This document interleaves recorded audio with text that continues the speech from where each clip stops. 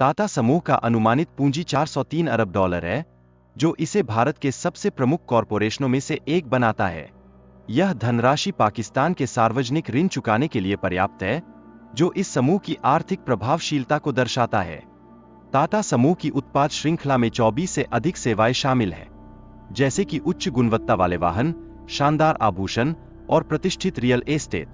ये विभिन्न उद्योगों में एक मजबूत उपस्थिति बनाए रखते हुए बाजार में उनकी विविधता को प्रदर्शित करते हैं।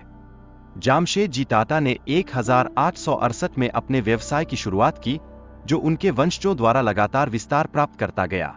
उनका दूरदर्शी दृष्टिकोण आज भी टाटा समूह की सफलता का केंद्र बनता है, जो उनकी स्थायी विरासत को उजागर करता है। जमशेदजी टाटा ने अपने श्रमिकों के कल्याण के लिए पेंशन, चिकित्सा बीमा और खेल दिवस जैसी सुविधाओं की शुरुआत की।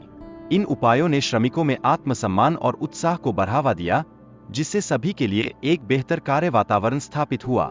इसके बाद जमशेदजी टाटा ने भारतीय कपड़ों के प्रचार के लिए पांडिचेरी में एक कंपनी की स्थापना की थी।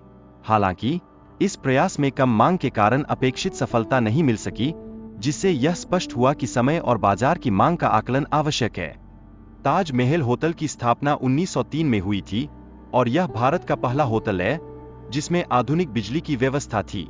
यह होटल नवीनतम सुविधाओं से सुसज्जित था, जिससे यह एक विशिष्ट आवास अनुभव प्रदान करता था। जमशेदजी की प्रेरणा से ताज महल होटल का डिजाइन इस प्रकार किया गया कि हर कमरे से समुद्र का मनमोहक दृश्य दिखाई देता है।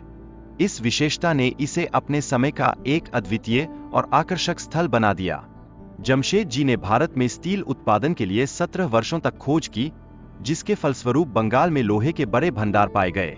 यह खोज भारतीय उद्योग के लिए एक महत्वपूर्ण मील का पत्थर साबित हुई।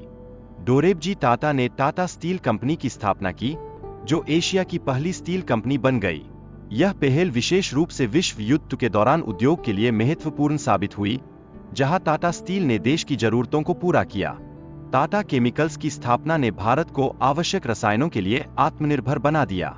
इससे कृषि और अन्य उद्योगों को बढ़ावा मिला, जो देश की आर्थिक प्रगति में योगदान देता है।